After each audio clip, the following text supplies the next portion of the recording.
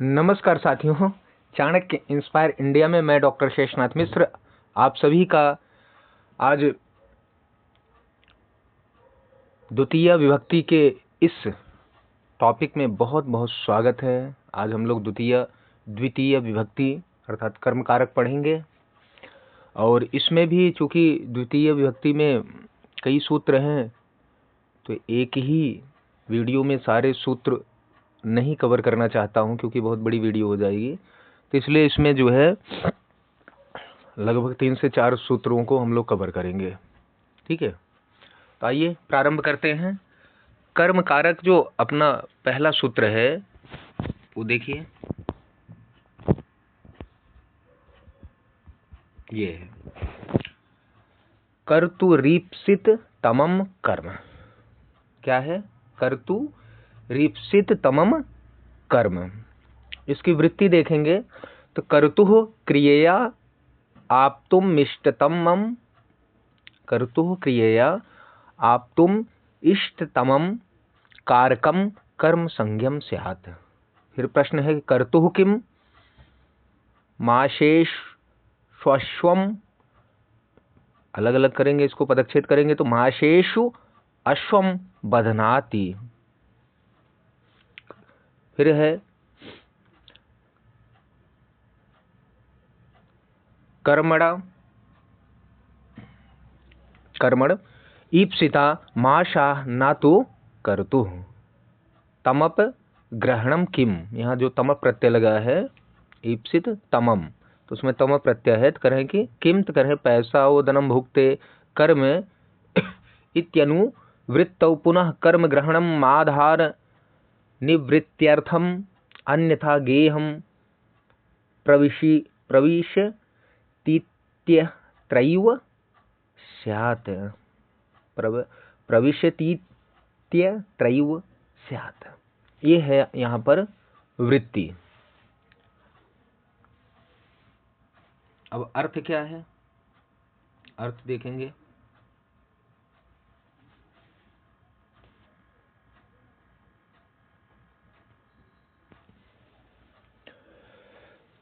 कर्तु षष्ठी विभक्ति एकवचन है। ईप्सित तमम, पदच्छेद कर रहा हूं सूत्र का। कर्तु ईप्सित तमम कर्म। कर्तु कर्ता का, ईप्सिततम माने सबसे अधिक अभीष्ट, सबसे अधिक उसके लिए जरूरी कह लीजिए, जो उसको सबसे ज्यादा उसकी इच्छित वस्तु है। और फिर कर्म माने कर्म, तो करें कर्ता को अपनी क्रिया, कर्तु क्रिया आप्तुम इष्ट तमम कारकम कर्म संज्ञम स्यात्। कर्ता को अपनी क्रिया, कर्तु में कौन सी व्यक्ति है? षष्ठी व्यक्ति एकवचन। ईप्सित तमम में प्रथम व्यक्ति एकवचन, कर्म में भी प्रथम व्यक्ति एकवचन है। पदच्छेद करेंगे तो कर्ता को अपनी क्रिया के द्वारा जो अत्यधिक ईप्सित, इष्ट या अभीष्ट हो उस कारक की कर्म संज्ञा होती है। कर्ता को अपनी, कर्ता को जो करता है उसको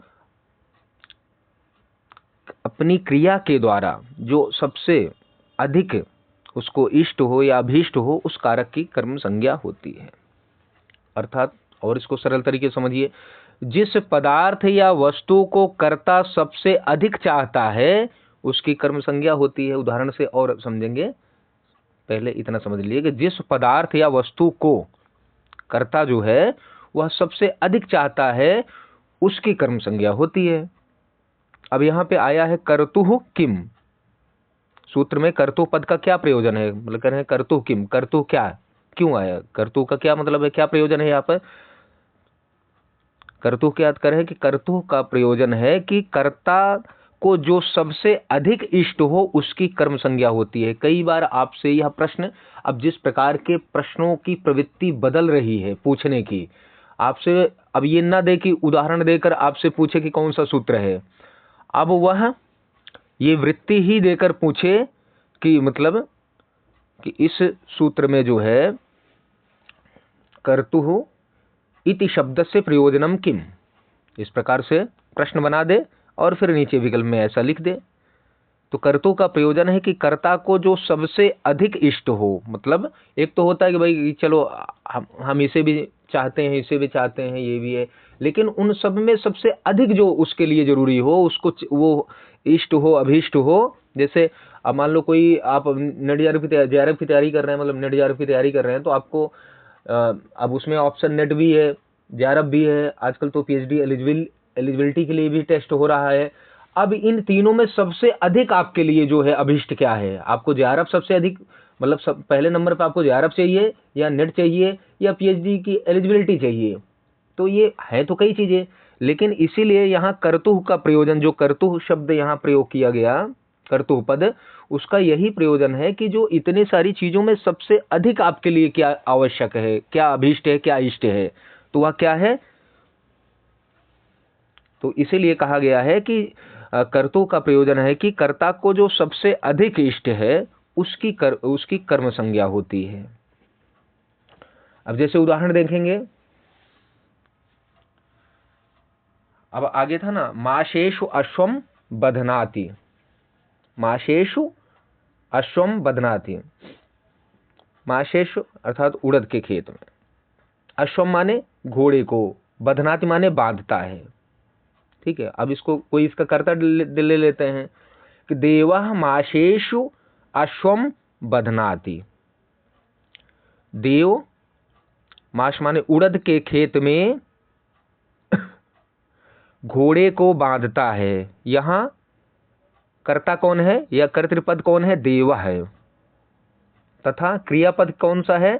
बध्नाति, बांधना है। ठीक है, यहां बंधन क्रिया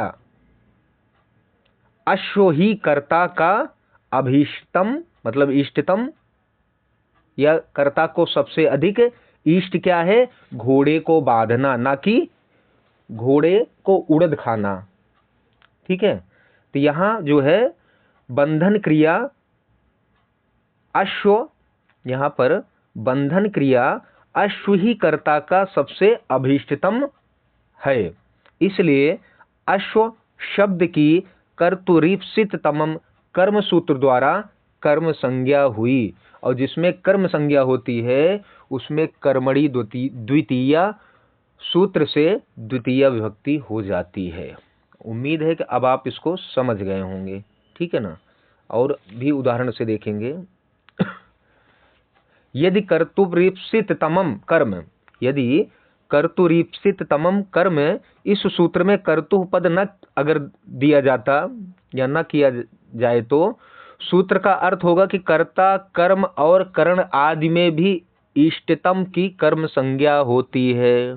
ध्यान रखिएगा, ऐसा अर्थ अगर हम माना जाएगा तो ऐसा अर्थ मानने पर अश्व की कर्म संज्ञा होने में कोई आपत्ति नहीं है, किंतु कर्तृपद जो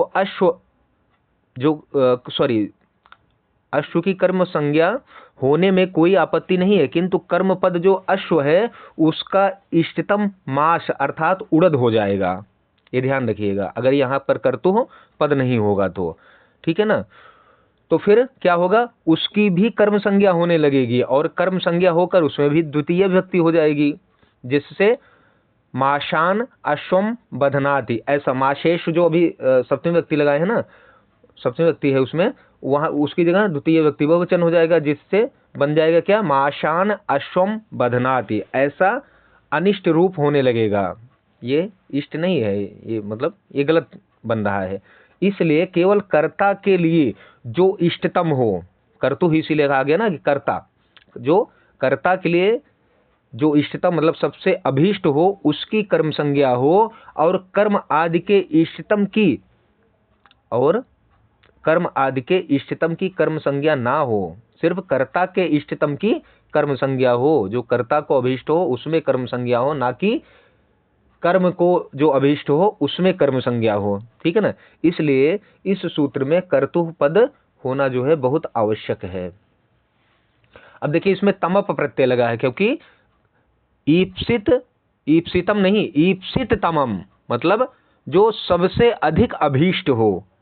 अब इसमें पूछा गया तमप ग्रहणम किम, आप देखेंगे आगे यहाँ आपको मिलेगा, ये रहा कि तमप ग्रहणम किम, ये हमारा उदाहरण था। माशेषु अश्वम बध्नाति, ये हमारा उदाहरण था। ठीक है, अब करें तमप ग्रहणम किम। तमप ग्रहणम किम अर्थात जो तम प्रत्यय यहाँ ईप्सित तमम में है उसके बारे में बात करें कि तमप ग्रहणम किम अर्थात ईप्सित तमम शब्द में अतिशयने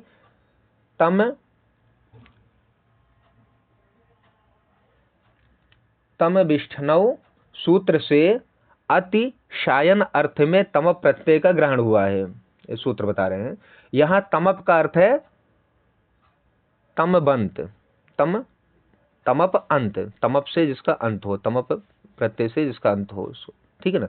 तो ईप्सित तमम पद में तमप प्रत्यय का प्रयोजन है कि सर्वाधिक इष्ट की, वही बात फिर आ रही है, सबसे अधिक अभिष्ट की कर्म संज्ञा होती है। सूत्र में ईप्सित न कहकर ईप्सित तमम कहा गया है। इससे ईप्सितों में भी जो आपको चाहिए उनमें सबसे अधिक आपको क्या चाहिए, ठीक है ना। इससे ईप्सितों में भी जो विशेष ईप्सित हो, सबसे अधिक ईप्सित होगा, उसकी ही कर्म संज्ञा होगी, ईप्सित मात्र की नहीं होगी। ईप्सित में सबसे अधिक ईप्सित जो है, उदाहरण के तौर पर देखिए, आप और स्पष्ट हो जाएगा और अच्छे से आप समझ जाएंगे। उदाहरण है पैसा ओदनम भुंक्ते, ये रहा उदाहरण, पैसा ओदनम भुंक्ते, ठीक है। अर्थ क्या हुआ, दूध से भात खाता है। पैसा, पै माने दूध होता है, पैसा माने दूध से, तृतीय व्यक्ति एक वचन है। ओदनम माने भात, भुक्ते माने खाता है, भूस धातु है, तो दूध से भात खाता है। यहाँ भुज क्रिया के द्वारा कर्ता को पयस और ओदन दोनों इष्ट है। अब यहाँ देखिए भात और दूध दोनों है, मतलब यहाँ खाने के लिए, ठीक है, खाने के लिए यहाँ पयस मतलब दूध और ओदन मतलब भात दोनों है, ठीक है ना। यहाँ भुज क्रिया के द्वारा कर्ता को पयस और ओदन दोनों इष्ट है, मतलब भाई दूध भात कहते नहीं, दूध भात खा लो। अब खाने वाले के लिए दूध और भात दोनों आवश्यक है, दोनों उसको अभीष्ट है, लेकिन सबसे अधिक इसमें क्या होगा, कहने का तात्पर्य है अर्थात कि कर्ता पयस और ओदन दोनों को प्राप्त करता है यहाँ पर, और दोनों ही क्या है, उसे ईप्सित है। अब ईप्सित में ईप्सित तमम कौन होगा, सबसे अधिक ईप्सित कौन होगा, अब उस पर आगे बात आई। करें दोनों ही उसे ईप्सित है, मतलब पयस मतलब दूध और भात दोनों उसे ईप्सित है।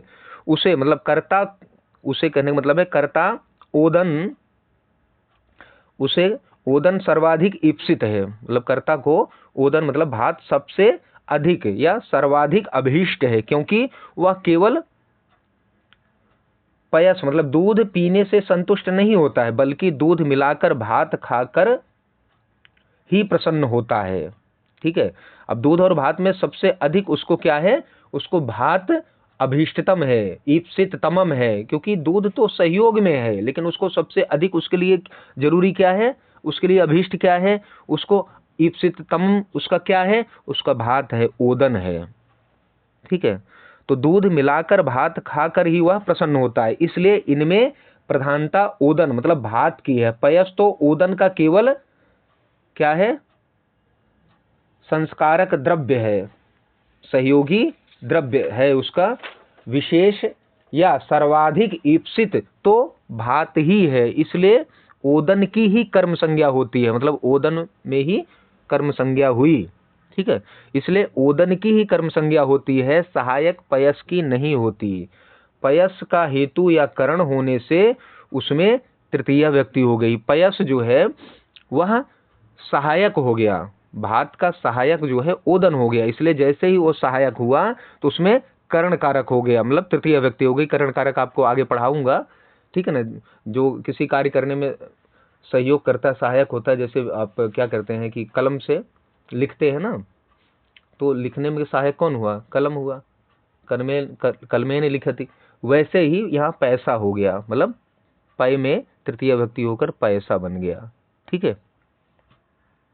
समझ में बात आ गई, उम्मीद है समझ में आ गई। देखिए इसी जो है इसी सूत्र में देखिए कितना समय लग गया, क्योंकि समझना बहुत आवश्यक है ना।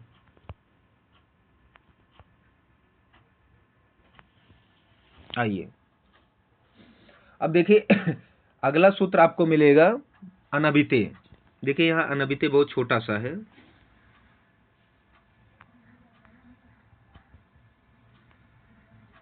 ये देखिए सूत्र है अनभिहिते। अनभिते पदच्छेद करेंगे तो अनभिते है, सप्तमी विभक्ति एकवचन है। अर्थ है कि यह अधिकार सूत्र है। इस सूत्र का अधिकार अष्टाध्यायी के द्वितीय अध्याय के तृतीय पाद की समाप्ति पर्यंत है। यह कारक विभक्तियों में ही प्रभावी है, उपपद विभक्तियों में नहीं, ध्यान रखिएगा। अभिहित शब्द का अर्थ है उक्त, अनभिहित को अनुक्त कहते हैं। अनुक्त कर्म आदि कारकों में वक्ष्यमाण विभक्तियां होती हैं, जो दी गई विभक्तियां हैं वो होती हैं। आगे बढ़ते हैं, अब कर्मणि द्वितीय आते हैं, क्योंकि जिसका कर्म कारक होगा उसमें कर्मणि द्वितीय से द्वितीय विभक्ति हो जाया करेगी। ठीक है, आइए कर्मणि द्वितीया। वृत्ति क्या है? अनुक्ते कर्मणि द्वितीया स्यात्। अनुक्त कर्म में द्वितीया हो। कर्मणि में सप्तमी व्यक्ति एक वचन है, द्वितीय में प्रथम व्यक्ति एक वचन है। ठीक है, अब यहां पर वृत्ति दी गई है कि अभिहिते तु कर्मणि प्रातिपदिकार्थ मात्रे इति प्रथमयु अभिधानम तु प्रायेण तिंकृत तद्धित समासैः तिंग हरि सेव्यते कृत लक्ष्म्या सेवितः तद्धित शतेन कृतः शत्यः समास प्राप्त आनंदो यम स प्राप्तानंदः। क्वचित् निपातेनाभिधानम् यथा विषवृक्षोऽपि संवर्ध्य स्वयं छेत्तुं साम्प्रतम् इत्यस्य ही युज्यते इत्यर्थः। ऐसा है, ये उसका क्या है, इसकी वृत्ति है। ठीक है, अर्थ क्या हुआ? अनुक्ते कर्म द्वितीय करें, अनुक्त माने अनभिहित कर्म में द्वितीय विभक्ति होती है। ओके, तो और फिर आगे करें यस्मिन अर्थे, यस्मिन मतलब ब्रैकेट में अर्थे कर लेना। तो यस्मिन अर्थे प्रत्यय स उक्तः, अर्थात जिस अर्थ में प्रत्यय होता है वह उक्त होता है। जिस अर्थ में प्रत्यय होता है वह उक्त होता है। अभिहिते तु कर्मणि प्रातिपदिकार्थ मात्रे प्रथमयु। उक्त कर्म में तो प्रातिपदिकार्थ मात्र से प्रथमा विभक्ति ही होती है। उक्त कर्म में तो प्रातिपदिकार्थ मात्र में प्रथमा विभक्ति ही होती है। कर्ता के उक्त होने की दशा में कर्म अनुक्त होता है। जब कर्ता उक्त होगा तो कर्म अनुक्त होता है, इसलिए कर्तृवाच्य में कर्म कारक में द्वितीय विभक्ति होती है। इसके विपरीत क्या होगा कि कर्मवाच्य में कर्म के उक्त होने से प्रातिपदिकार्थ मात्र में प्रथम विभक्ति होती है। ऐसे कर्म में द्वितीय विभक्ति प्रमुख होती है। ठीक है, जो किसी से अभिहित मतलब उक्त माने कहा गया, अनुक्त माने ना कहा गया है। ठीक है ना, अभिहित को ही उक्त कहते हैं, अनभिहित को अनुक्त कहते हैं। अनुक्त माने नहीं कहा गया, जो किसी से अभिहित मतलब उक्त कहा गया ना हो, ठीक है, जब उसी को अनुक्त कहते हैं। जब कर्म तिंग कृत तद्धित और समास आदि से कह दिया जाता है, तब उसमें द्वितीय व्यक्ति ना होकर प्रातिपदिकार्थ मात्र में प्रथम व्यक्ति ही होती है। ठीक है ना, जब कर्म में तिंग कृत तद्धित और समास आदि इस प्रकार से ये होता है तो उसमें वह क्या होता है, उक्त होता है, अनुक्त नहीं होता। जैसे हरिम भजति, हरि को भजता है। अभी इस उदाहरण में यहाँ भजन क्रिया के द्वारा भक्त हरि को प्राप्त करना या संतुष्ट करना चाहता है। अर्थात इस वाक्य में भज धातु से लट लकार मतलब तिंग प्रत्यय है। ठीक है ना, तिंग प्रत्यय लग जाए, कृत प्रत्यय लग जाए, तद्विदित प्रत्यय लग जाए या समास हो तो वह उक्त ही होता है। तो करें कि इस उदाहरण में अर्थात इस वाक्य में भज धातु से लट लकार अर्थात ती कर्ता अर्थ में हुआ है, अतः कर्ता उक्त है। यही बता रहा था ना, कर्ता के उक्त होने से कर्म स्वतः अनुक्त हो जाएगा। इसलिए हरि कर्ता का ईप्सिततम होने से हरि जो है वह कर्ता का ईप्सिततमम है। ठीक है ना।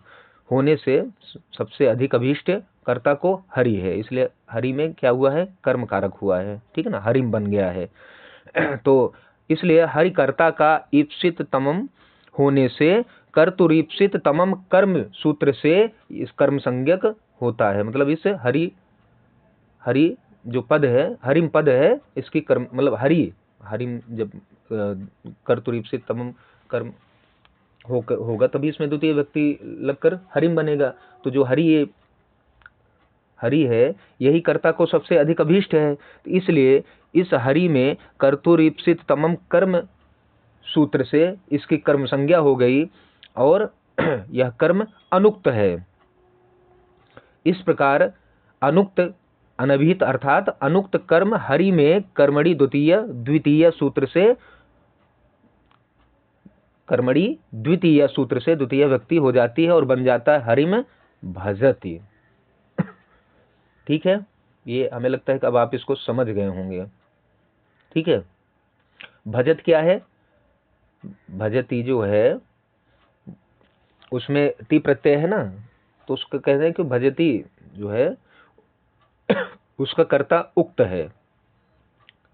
मान लो जैसे कहा गया ना कि रामा हरिम भजति, तो रामा उक्त हो गया। अभी इसमें आगे और बताता हूं। अभिहिते तू कर्मणि प्रातिपदिकार्थ मात्रे प्रथमयु, करें कि यदि कर्म अनुक्त ना होकर उक्त होता है तो उस उक्त कर्म में प्रातिपदिकार्थ मात्र में प्रथमा व्यक्ति होती है। जब कोई व्यक्ति प्राप्त ना हो तो भी प्रातिपदिकार्थ मात्र में प्रथमा व्यक्ति होती है। जब अनुक्त होगा, जब कर्म अनुक्त मतलब कह रहे हैं यदि कर्म अनुक्त ना हो, जब अनुक्त ना हो तो उक्त होगा, मतलब जब ना कहा गया, अनुक्त का क्या है, ना कहा गया हो, उक्त का क्या है, जो कहा गया हो।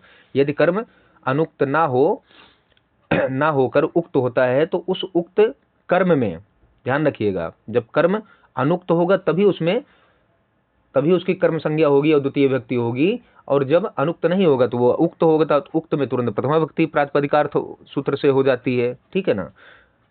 अभिधानम चा प्रायण तिंकृत तद्धित समासई है, यहाँ देखिए लिखा है ये, अब यहाँ भी लिखा अभिहिते तू कर्मणि प्रातिपदिकार्थ मात्रेयित प्रथमायु। अभिहित में मतलब उक्त में, उक्त के कर्म में प्रातिपदिकार्थ मात्र में प्रथमा व्यक्ति हो जाती है। आगे है अभिधानम तो प्रायण तिंकृत तद्धित समासई, करें उक्त प्रायः, उक्त जो है प्रायः तिंग कृत तद्धित और समास के द्वारा होता है। ये जब होते हैं तो इनमें उक्त ही होता है, तिंग कृत तद्धित और समास। ठीक है ना। कर्म 5 प्रकार से उक्त होता है, कर्म 5 प्रकार से उक्त बताया गया है, तिंग कृत तद्धित समास और निपात। तिंग के द्वारा कर्म के उक्त होने का उदाहरण देखेंगे तो लक्ष्म्याः हरिः सेव्यते, लक्ष्म्या सेविता है तो हमने हरिः जोड़कर इसका कर्ता भी ले आया, तो लक्ष्म्याः हरिः सेव्यते, लक्ष्मी द्वारा हरि सेवन किया जाता है।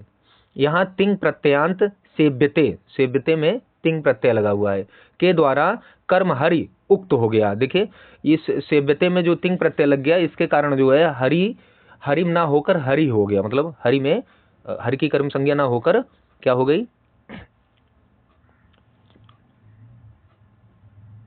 ये इसमें प्रथम व्यक्ति हो गई। मतलब प्रातिपदिकार्थ परिमाण वचन मात्रे, जो प्रातिपदिकार्थ मात्रे है उससे यहाँ पर प्रथम व्यक्ति हो गई। ठीक है ना। तो सेव्यते के द्वारा कर्म हरि उक्त है, अतः हरि में प्रथमा व्यक्ति हुई। कृत के द्वारा कर्म के उक्त होने का उदाहरण देखते हैं कि लक्ष्म्या सेविता हरि, लक्ष्मी के द्वारा हरि सेवित हरि।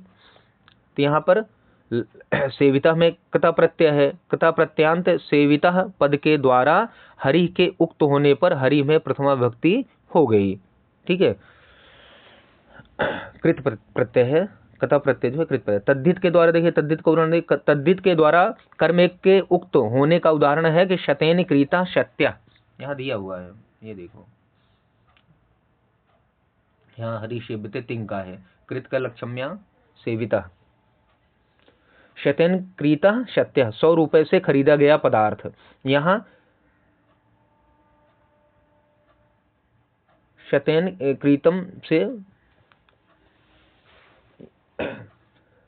यत प्रत्यय हुआ है, तद्धित प्रत्यय के द्वारा कर्म उक्त है, अतः यहाँ अनभिहित न होने से कर्म में द्वितीय व्यक्ति ना होकर प्रथम व्यक्ति हो। समास देखिए, अब समास का उदाहरण यहाँ देखिए, प्राप्त आनंदो या सा प्राप्तानंद, प्राप्त आनंदो यम सा प्राप्तानंद।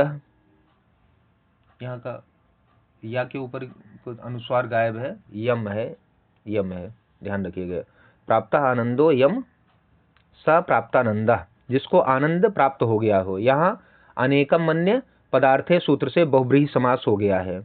प्राप्त शब्द में गत्यार्थ कर्म का श्लिश शिंग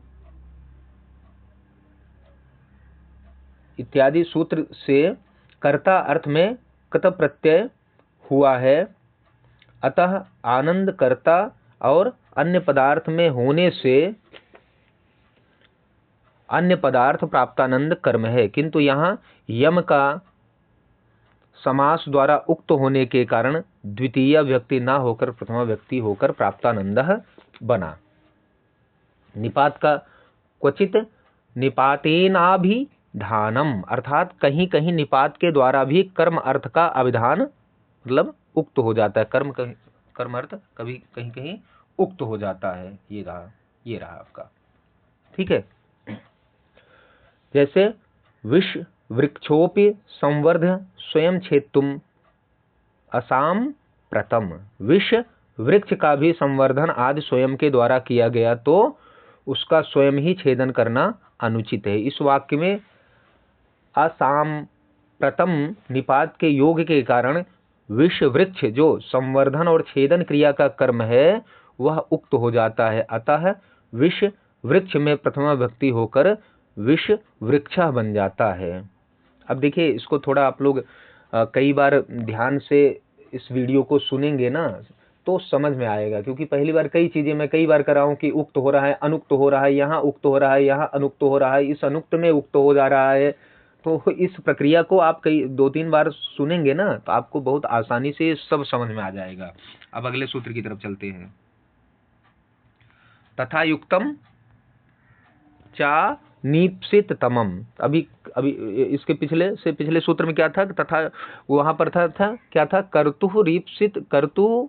कर्तु रीप्सित तमम कर्म। अब ये है कि करें तथा युक्तम चा नीप्सितम, ईप्सित तमवत् क्रियया युक्तम अनीप्सितम अपि कारकम कर्म संज्ञम स्यात्। पदच्छेद करेंगे। तथा युक्तम अव्यय है, चा अव्यय है, अनीप्सितम प्रथम व्यक्ति एक वचन है। अर्थ क्या हुआ, कह रहे हैं कि ईप्सित के समान क्रिया से युक्त होने पर अनीप्सित की भी कर्म संज्ञा होती है। तथा युक्तम मतलब उससे युक्त, ईप्सित के समान क्रिया से युक्त। जैसे पीछे क्या था कि अभीष्ट जो उसको सबसे अधिक ईप्सित तमम था, अभीष्ट था, उसी की कर्म संज्ञा हो रही थी। तो यहाँ कह रहे हैं कि अनीप्सित, यहाँ अनीप्सित का भी कह रहे हैं कि जो ईप्सित ना हो, करें ईप्सित तमम के समान क्रिया से युक्त होने पर अनीप्सित की भी कर्म संज्ञा होती है। मतलब वहां ईप्सित की कर्म संज्ञा कर रहे थे, यहाँ अनीप्सित की भी कर्म संज्ञा कर रहे हैं, लेकिन क्या है, ईप्सित तम के समान, ईप्सित तम के समान पीछे जो सूत्र था करें उसके समान क्रिया से युक्त होने पर अनीप्सित की भी कर्म संज्ञा होती है। अब जैसे देखेंगे कि कुछ पदार्थ कर्ता के द्वारा अनीप्सित होते हैं, मतलब उसको अभीष्ट नहीं होते, ठीक है ना। कुछ पदार्थ कर्ता द्वारा अनीप्सित होते हुए भी क्रिया से ईप्सित के समान संयुक्त हो जाते हैं। क्रिया से सटे हुए ऐसे अनीप्सित पदार्थों की भी इस सूत्र से कर्म संज्ञा होती है। तथा युक्तम चानीप्सितम सूत्र से कर्म संज्ञा होती है। अब इसको और स्पष्टता से समझेंगे। तात्पर्य यह है कि जिस प्रकार क्रिया से युक्त कर्ता के ईप्सित तम मतलब इष्टतम कारक की कर्म संज्ञा होती है, उसी प्रकार क्रिया से युक्त अनिप्सित अनभीष्ट अभीष्ट न हो उस कारक की भी क्या होती है, कर्म संज्ञा होती है। जैसे आप किसी कार्य के लिए कहीं गए हैं, उस कार्य जो आपको कार्य आपके लिए आवश्यक है उसको करने गए हैं, उसके साथ साथ कुछ और भी जो कि आपको इष्ट ना हो उसको भी आपने कर लिया, तो उसमें क्या करें, उसमें भी कर्म संज्ञा हो जाती है। अनीप्सित का अर्थ है अनभीष्ट, जो इष्ट ना हो। उदाहरण से और समझेंगे, जैसे आप कहीं जा रहे हैं किसी कार्य के लिए, मान लीजिए मुखर्जी नगर आप कोचिंग के लिए जा रहे हैं, वहां कुछ और भी आप ताक-झाक कर रहे हैं, तो आपके लिए अभीष्ट क्या है, कोचिंग जाना, कोचिंग में पढ़ना, लेकिन उसके साथ साथ जो आप और भी चीजें कर रहे हैं वह आपके लिए अनभीष्ट है, वह आपको इष्ट नहीं है। तो उसमें भी क्या हो रहा है, उस अनभीष्ट में जो वो आपका इष्ट नहीं है उसमें इस सूत्र से कर्म संज्ञा हो रही है। उदाहरण से समझेंगे, ग्रामम गच्छन् तृणम स्पृशति। इसमें दो उदाहरण मिलते हैं। एक है ग्रामम गच्छन् तृणम स्पृशति, करेंगे गांव को जाता हुआ तृण स्पर्श करता है। यहां मुख्य क्रिया जाना है, मतलब जाना है, ठीक है ना। वह करें गांव जाते हुए, तो वो कहाँ जाना जा रहा है, उसका मुख्य कार्य, मतलब उसको सबसे अभीष्ट क्या था, उसको गांव जाना था, ठीक है ना। तो करें यहाँ मुख्य क्रिया क्या है, मुख्य क्रिया जाना है, ठीक है ना। और गौड़ क्रिया क्या है, मतलब अमुख्य क्रिया क्या है। अब वो जैसे अब वो गांव जा रहा है, आपने भी देखा होगा कि हम लोग जब गांव जाते हैं, और अब तो बहुत सारी सुविधाएं हो गई, पहले कई ऐसे रास्ते होते थे कि जहाँ पर खेत होते थे, खेत के मेड़ होते थे, उस मेड़ से होकर जो है गांव की तरफ जाना होता था। तो दोनों तरफ, अब जो बता रहे हैं मतलब आचार्य बता रहे हैं कि भाई दोनों तरफ जो क्या है, गेहूं है, अब गेहूं में बाल है, या धान है तो धान में भी बाल है, गेहूं की मान लीजिए बाल है, तो क्या कर रहे हैं, हाथ से ऐसे, अब जा तो घर गांव रहा है लेकिन उसको हाथ से ऐसे छूता जा रहा है, ठीक है। तो उसको क्या है, उसको लिए तो अभीष्ट क्या है, गांव जाना, और अनभीष्ट क्या है, वो तो साथ साथ ऐसे टच कर रहा है। तो यह जो टच कर रहा है अनभीष्ट जो है, उसके लिए जो इष्ट नहीं है, इस टच में ही जो है, अब जिसको टच कर रहा है उसी में जो है तथा युक्तम चा नीप्सितम से कर्म संज्ञा हो गई। तो ग्रामम गच्छन् तृणम स्पृशति, गांव को जाता हुआ, तृण माने तिनके का स्पर्श करता है। यहाँ मुख्य क्रिया जाना है और अमुख्य क्रिया क्या है, छूना है, ठीक है ना। तो कर्ता गांव जाने वाले को यहाँ ग्राम मतलब गांव का जाना इप्सित तम है, अभीष्ट है, और तृण तिनके को स्पर्श करना अनिप्सित मतलब इष्ट नहीं है। जाते हुए मतलब गमन माने जाते हुए, तो गमन करते हुए स्पर्श क्रिया अचानक हो जाती है, मतलब गांव जा रहा है अचानक उसको छू लिया, तो स्पर्श क्रिया से युक्त जो यह जिसको छुआ है उस तृण कर्ता का अनिप्सित है।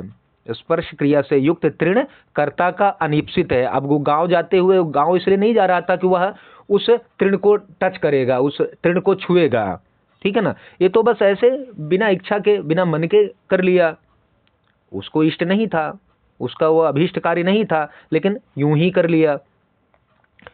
जब यूं ही कर लिया तो इसीलिए तथा युक्तम चा नीप्सितम सूत्र से अनिप्सित जो उसको था, मतलब जो तृणकर्ता का अनिप्सित था, उस अनिप्सित कारक तृण की कर्म संज्ञा हो गई तथा युक्तम चानिप्सितम सूत्र से। और जब कर्म संज्ञा हो गई तो कर्मणि द्वितीय सूत्र से द्वितीय व्यक्ति होकर वह तृणम बन गया। अगला उदाहरण और देखेंगे तो और मजा आएगा आपको। ओदनम भुंजाने विषम भुंक्ते, भात खाता हुआ विष खाता है। अब ऐसा है कि आप जहर जानबूझकर, आपका लक्ष्य ही जहर खाना हो, अब कुछ लोग सुसाइड करना चाहते हैं तो उनकी बात छोड़ दीजिए, सामान्य रूप से आप कुछ खाते हैं तो कोई चीज भी कोई ऐसी चीजें, गंदगी या कुछ भी ऐसा चीज मतलब जो आपको नहीं पसंद है, अगर वो आपके भोजन में पड़ जाती है तो आप तुरंत भोजन छोड़ देते हैं, ठीक है। तो इसी प्रकार कह रहे हैं कि भात खाता हुआ विष खाता है। इस वाक्य में ओदनम ईप्सितम कारक है, मतलब खाने वाले का। मान लीजिए कि हरि ओदनम भुंजाने विषम भुक्ते, हरि जो है भात खाता हुआ विष खाता है, तो अब हरि को क्या है, ओदन ही उसको ईप्सितम है, ईप्सित तम है, मतलब सबसे अभिष्ट क्या है उसको, ओदन भात खाना है। ठीक है ना। और विषकर्ता अनिप्सित है, यहाँ जो विष है वह उसको अभीष्ट नहीं है, वह उसका अनिप्सित है, मतलब जो उसका अनभीष्ट है, उसके लिए अनावश्यक है, ये कह लीजिए शब्द, ठीक है ना। अर्थात भोजन करने वाले व्यक्ति को खाने में भात ईप्सित तम है, सबसे अधिक अभीष्ट है, और विष कर्ता के लिए अनिप्सित है, ठीक है। इसलिए तथा युक्तम चा अनिप्सितम सूत्र से अनिप्सित कारक विष की कर्म संज्ञा हो गई, और जब कर्म संज्ञा हो जाती है तो व्याकरण शास्त्र में तुरंत कर्मणि द्वितीय सूत्र से द्वितीय व्यक्ति होकर वह बन गया विषम बन गया, ठीक है, विषम बन जाता है। तो ये प्यारे साथियों, मुझे उम्मीद है कि ये तीनों सूत्र, लगभग 4 सूत्र, अनभिते भी आ गया था, ये 4 सूत्र आपको समझ में आ गया होगा, ऐसी मैं उम्मीद करता हूं। और अब अगले इसमें जो है अगला जो मैं बनाऊंगा, तो मुझे लगता है कि उसमें 2 पार्ट और करूंगा, द्वितीय व्यक्ति में 3 पार्ट करूंगा, ठीक है। छोटे छोटे जो रहेगा तो आपके लिए भी आसानी होगी। 3-4 पार्ट करके आपको पूरा ये द्वितीय व्यक्ति समाप्त कर दूंगा। तो संडे तक उम्मीद करता हूँ कि इस संडे तक की, इस रविवार तक की आपको द्वितीय व्यक्ति और तृतीय व्यक्ति के भी काफ़ी सूत्र आपको मिल जाएं। मतलब हमें तो लगता है कारक ही मैं समाप्त कर दूं। बस चैनल को लाइक शेयर सब्सक्राइब करिए, बस इतनी सी आपसे जो है इतना निवेदन या आग्रह है, इतना आपसे जो है अपेक्षा करता हूं। और अपने जो है सुझाव कमेंट बॉक्स में जरूर दीजिए। मिलते हैं नए विषय के साथ, तब तक के लिए धन्यवाद।